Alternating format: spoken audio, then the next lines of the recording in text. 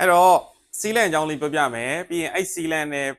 ပတ်သက်တဲ့ product ပေါ့နော်လမ်းလေး product လမ်းလေးတစ်ခုပြပေးမယ်ပြီးရင်အဲ့ product ကိုကျွန်တော်တို့ crash ထဲမှာ testing နေနဲ့လုပ်ပေးမယ်လူကြီးမင်းတို့ကားကစီလန်အုပ်ထားတဲ့ကားလားဒါမှမဟုတ်ကိုရင်တင်ထားတဲ့ကားလားဒီတိုင်းအနေနဲ့လည်းကိုယ်ဆိုင်ကိုလာတဲ့အခါမှာ polish တိုက်မဲ့ကားလားကိုရင်တင်တဲ့ကားလားဒါမှမဟုတ် polish တိုက်ထားပြီးသားကားကိုတင်ထားတဲ့ကားကျွန်တော်တို့ရှိမှလာ premium wash ကိုလုပ်မှာလား okay အဲ့ဆိုလို့ရှိရင်ကျွန်တော်စီလန်ကိုသုံးလို့ရပဲဖြစ်တယ်အဲ့တော့စီလန်ကိုကျွန်တော်တို့က polish မတိုက်ထားဘူးကိုတင်မတင်ထားဘူးဆိုလို့ရှိရင်သုံးရတာခက်လိမ့်မယ်အဲ့တော့ကိုတင်ထားတဲ့ကား polish တိုက်ထားတဲ့ကား auto dealing တစ်ခုခုပေါ့လုပ်ထားတဲ့ကားဆိုလို့ရှိရင်စီလန် effect ကပို့ပြီးတော့ကောင်းမှာပဲဖြစ်တယ်ပေါ့နော်အဲ့တော့စီလန်နဲ့ western ကိုကျွန်တော်ဘာတွေကွာလဲပေါ့စီလန်ကကြတော့ကျွန်တော်တို့ကားတစ်စီးမှာတင်ပြီးတဲ့ခါကြလို့ရှိရင် west နဲ့ရှင်တယ်ဆိုရင်ဥပမာဆိုကြပါရေရောက်ွက်ဖြစ်တယ်အဲ့ဆိုရင် west ရှိတဲ့ကားနဲ့စီလန်ရှိတဲ့ကားကျွန်တော်ရေဆေးတဲ့အခါမှာမတူပါဘူးဘလို့မတူပါလဲဆိုလို့ရှိရင်စီလန်အုပ်ထားတဲ့ကားကရေရောက်ွက်ဖြစ်တဲ့အခါမှာရေဆေးလိုက်လို့ရှိရင် west တင်ထားရတဲ့ဆိုင်ပျောက်တာပို့ပြီးတော့မြန်တယ်ပေါ့အဲ့တော့စီလန်က west နဲ့ရှင်ပို့ပြီးတော့ strong ဖြစ်တယ်ပေါ့ဒီလိုမျိုးကွာခြားတာပဲဖြစ်အဲ့ဆိုရင် west တိုင်းရောမကောင်းလားဆိုကောင်းပါတယ်ဒါပေမဲ့ west ကခုနပြောသလိုပေါ့ခဏခဏပြန်လောက်ရတယ်ရေဆေးပြီးရနဲ့ west ပြန်တိုက်မယ်ရေဆေးပြီးရနဲ့ west ပြန်တိုက်မယ်လူမျိုးတွေ west ကခဏခဏအသုံးပြုရတော့ခုနပြောသလိုပေါ့ကားကိုပို့ပြီးတော့ heavy duty အနေနဲ့လောက်ရတယ်လည်းဖြစ်ပြီးတော့ပို့ပြီးတဲ့အချိန်ပေးရတယ်စီလန်အုပ်ထားတဲ့ကားတစ်စီးကကြတော့ခဏခဏအချိန်ပေးစရာမလိုသူကရေပဲဆေးရုံပဲဖြစ်တယ်ပြီးရင်နောက်တစ်ခုကကြတော့စီလန်အုပ်ထားခြင်းကဘာတွေအသာချက်ရှိလဲဆိုတော့ရေကိုဆေးပြီးတဲ့ခါမှာပြန်သုံးစရာမလိုဘူးပြီးနောက်တစ်ခုကကြတော့ကျွန်တော်တို့2လတစ်ခါလောက်ဒါမှမဟုတ်ရင်1လတစ်ခါလောက်နေမှာစီလန်ကပြန်သုံးပေးရတာပဲဖြစ်တယ်အဲ့တော့စီလန်အုပ်ထားခြင်းကြောင့်ကျွန်တော်ဘာတွေရသွားလဲပေါ့နော်စီလန်အုပ်ထားခြင်းကြောင့်ကျွန်တော်ကားတစ်စီးကိုရေဆေးပြီးရေကားတစ်စီးညစ်ပတ်တဲ့ခါမှာရေပြန်ဆေးခြင်းဖြင့်အဲ့စီလန်ရှိတဲ့မျက်နှာပြင်ပေါ်မှာရှိတဲ့ကြီးဟာကျွန်တော်အလွယ်တကူရေဆေးခြင်းနဲ့ပါသွားအောင်လုပ်လို့ရတယ်ပေါ့နော်ကားတစ်စီးကိုမှိန်စေတာတွေကိုကျွန်တော်တို့မရှိဘူးရေပြန်ဆေးခြင်းဖြင့်ကားတစ်စီးကိုပြန်ပြီးတော့အယောင်တောက်စေတယ်ပေါ့ဒါဟာကျွန်တော်တို့စီလန်ရဲ့ကောင်းခြင်းတွေပေါ့နော်ကောင်းခြင်းတွေပေါ့ဒါပေမဲ့စီလန်ကကျွန်တော်တို့အားနည်းချက်တစ်ခုရှိတယ်အဲ့ဘာလဲဆိုလို့ရှိရင်တစ်ခါပြပြပေးမယ် DIY စနစ်မှာကျွန်တော်စီလန်ကိုသုံးတဲ့ခါကြလို့ရှိရင်စီလန်ကကျွန်တော်နေပူထဲမှာလုပ်လို့မရအောင်ဥပမာကိုကထားပါတော့เนาะဒီနေရိပ်တဲ့နေရာမှာလုပ်ရမယ်အရန်ပူတဲ့နေရာမှာမလုပ်ဒီလိုမျိုး carrying ဘိုင်းတွေ wested ရှင်စီလန်ပို့ပြီးတော့ view ဆိုင်ရပါတယ်ဘာလို့စီလန်ကအမှားခံလို့ရတဲ့အရာမဟုတ်ဘူးပေါ့เนาะဘာလို့စီလန်က DIY ဆိုတဲ့ professional use ဘိုင်းမှာပို့ပြီးတော့များတယ်ပေါ့เนาะသွားတာများတယ်ပေါ့အဲ့တော့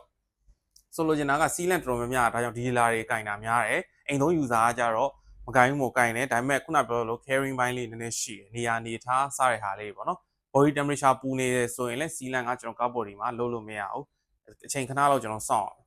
်ပြီးနောက်တစ်ခုပေါ့အိမ်သုံး user အတွက်ကကျွန်တော်စီလန်တိုက်ပြီးပြန်ကြည့်နိုင်ပါရဥပမာဆိုကြပါကျွန်တော်စီလန်ကိုကားပေါ်တင်ပြီးကျွန်တော် microfiber နဲ့ပြန်တုပ်တဲ့အခါမှာအဲ့ microfiber တုပ်ခြင်းအဖြစ်စီလန်ကိုကားပေါ်မှာကြံခဲ့လို့မရတခါလေးအပြောက်တုပ်ရမယ်ပေါ့နော်ရှင်းနေအောင် clear view ဖြစ်အောင်ကျွန်တော်တုပ်ရမှာဖြစ်တယ်အဲ့ဘိုင်းလေးကျွန်တော်စီလန် view ဆိုင်ရမှာဖြစ်တယ်West ကကြတော့ကျွန်တော်မှားခဲ့ရဆိုရင်တော့မှအဲ့မှားကိုပြန်လဲပြင်ဆင်တာလွယ်ကူတယ်ပေါ့နော် West ကအဲ့လိုမျိုးတွေတာသွားတာပဲဖြစ်တယ်ပေါ့ဒါစီလန်နဲ့ West နဲ့ကွာခြားခြင်းဒါပေမဲ့စီလန်နဲ့ West နဲ့ကကားကိုတင်ပြီးတဲ့အခါမှာစီးကြည့်တဲ့အခါမှာစီလန်ပို့ပြီး strong ဖြစ်တယ်ပေါ့ဒီလိုမျိုးတွေကွာခြားတာပဲဖြစ်တယ်ဒါစီလန်ရဲ့အသာချက်ပေါ့နော်ဒါစီလန်ဘာတွေကောင်းသွားလဲဆိုတာပေါ့ okay အဲ့တော့စီလန်အကြောင်းကိုကျွန်တော်သိပြီးအကြမ်းမြင့်နေတဲ့သဘောပေါက်ပြီဆိုရင်စီလန်နဲ့ပတ်သက်တဲ့ product လေးတစ်ခုကိုလမ်းလေးတစ်ခုကျွန်တော်ပြပြမှာဖြစ်တယ်ပေါ့သူကတော့ကျွန်တော်တို့ made in Germany brand ဖြစ်တဲ့ Sonex spray seal ပဲဖြစ်တယ်သူကကျွန်တော်တို့ဘယ်လိုသုံးပြရတာလဲပုံမှန်အားဖြင့်စီလန်တော်တော်များများဟာကားကိုရေဆေးလိုက်တယ်ရေဆေးပြီးတဲ့ခါကျလို့ရှိရင်ရေကို dry out ကျွန်တော်တို့ microfiber နဲ့တုပ်ချလိုက်တယ်တုပ်ချပြီးတဲ့အခါမှာကျွန်တော်ဖြန်းတယ်ပြီးတော့ကျွန်တော်အဝေးကလေးနဲ့လိုက်ပို့တယ်ဒါစီလန်ရဲ့ပုံမှန်သဘောတရား apply လုပ်တဲ့အပိုင်းပေါ့နော်ဒီတစ်ခေါက်မှာကျတော့ကျွန်တော်ဒီစီလန်လိုမျိုးမဟုတ်တော့ရေဆေးနေနေသူက apply လုပ်ရမယ့်အပိုင်းဖြစ်တယ်ကားပေါ်မှာကျွန်တော်ရေဆေးနေနေရေမတုပ်ခင် dry out မလုပ်ခင် microfiber နဲ့အဲ့ရေကိုမတုပ်ခင်မှာကျွန်တော်အဲ့စီလန်ကိုကားပေါ်မှာရှိတဲ့ရေနဲ့တူကျွန်တော်ဖြန်းလိုက်မယ်ရေရှိလျက်နဲ့ကိုကျွန်တော်ဖြန်းလိုက်တဲ့ခါကျလို့ရှိရင်အဲ့ရေရှိလျက်နဲ့ဖြန်းပြီးတဲ့ခါမှာအဲ့စီလန်ဟာကားပေါ်မှာရေနဲ့အတူကျွန်တော်တို့ reaction ဖြစ်ပြီးတော့လိုက်ကားပေါ်မှာစီလန် effect ကိုရရှိသွားမှာဖြစ်အဲ့တော့ပြီးရင်ကျွန်တော် pressure washer နဲ့ပြန်ထိုးချမယ်ထိုးချလိုက်ခါမှာကျွန်တော်စီလန် effect ဝင်တော့ water beading ဆိုတဲ့ effect ကိုကျွန်တော်ရရှိမှာဖြစ်ဒီလိုမျိုးကျွန်တော်အသုံးပြုတာတော်တော်လမ်းနဲ့ product အဲ့တော့ဘယ်လိုပဲဖြစ်ဖြစ်ဒီလိုမျိုးသုံးခြင်းအပြင် pressure washer နဲ့ပြန်ထိုးချလိုက်တဲ့ခါမှာလူကိုလည်းတက်တာစေတယ်အမှားလည်းနည်းသွားတယ်ကားပေါ်မှာဒီဆေးကိုပြောင်းတုပ်နိုင်တာတွေပါတယ်ကြံခဲ့တာမျိုးကျွန်တော်မရှိတော့ okay နော်အဲ့တော့ကျွန်တော် crash ထဲမှာကျွန်တော် testing လုပ်ပြမယ် very easy ပဲဟုတ်ပြီနော်လာတော့ကြမယ်အဲ့တော့ကျွန်တော်တို့ဒီကားရဲ့ဥစ္စာ review ကိုကျွန်တော်အရင်ပြောပြ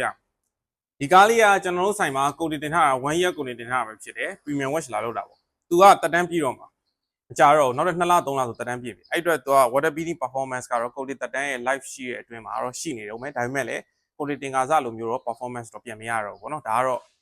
ကုန်တန်းကုန်တော့မှပြစ်လို့ပေါ့အဲ့တော့ကျွန်တော်အဲ့ testing ကိုကျွန်တော်အရင်လုပ်ပြမယ်โอเคနော်ကျွန်တော် bonnet ကိုကြည့်လိုက်မယ်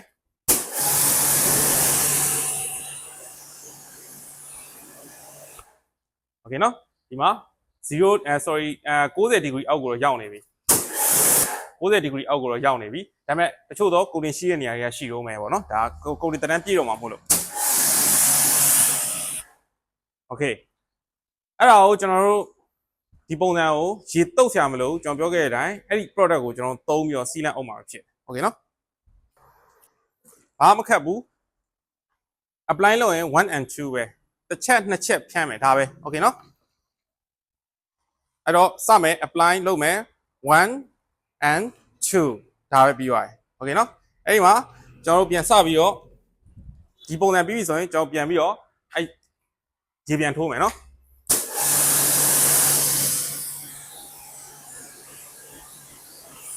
ပွာဝိုင်းโอเคနော်ခုနကကျွန်တော်တို့ဒီနေရာမှာ90 degree အောက်ရောက်နေတဲ့ water peeling fat ကကျွန်တော်တို့မရှိတော့ဘူးโอเคနော်ဒါစီလန့်အုပ်လိုက်တာပြီးသွားပြီဒါပဲပြီးသွားပြီ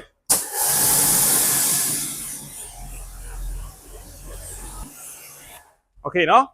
ဒါဆိုရင်ဒါကျွန်တော်စီလန့်အုပ်ပြီးသားဖြစ်သွားပြီဒါကိုကျွန်တော်တို့ရေတုပ်ရုံပဲအဲ့တော့ရတယ်အပေါ်လေးတွေပါဒီဘက်လေးတွေပါကျွန်တော်လိုက်ပြီးတော့ဖြန်းကြည့်မယ်နော်အဲ့တော့ဒီဘက်တွေ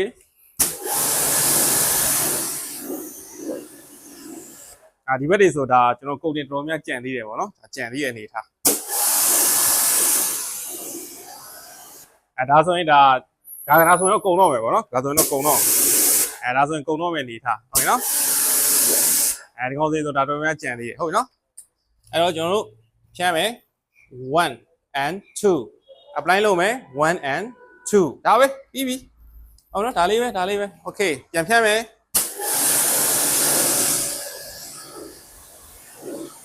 ဖြန်းမယ်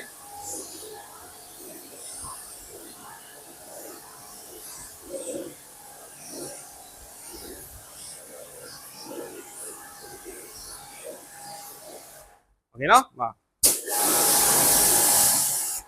share ပဲကောင်းပါကောင်းဒါဆိုရင်စီးလိုက်အုပ်ပြီးသားဖြစ်သွားပြီနော်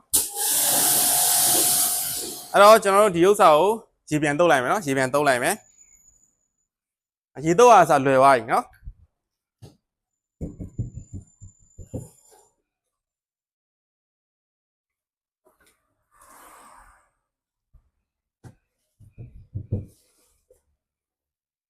โอเคနော်ပြီးရင်ဒီပေါ့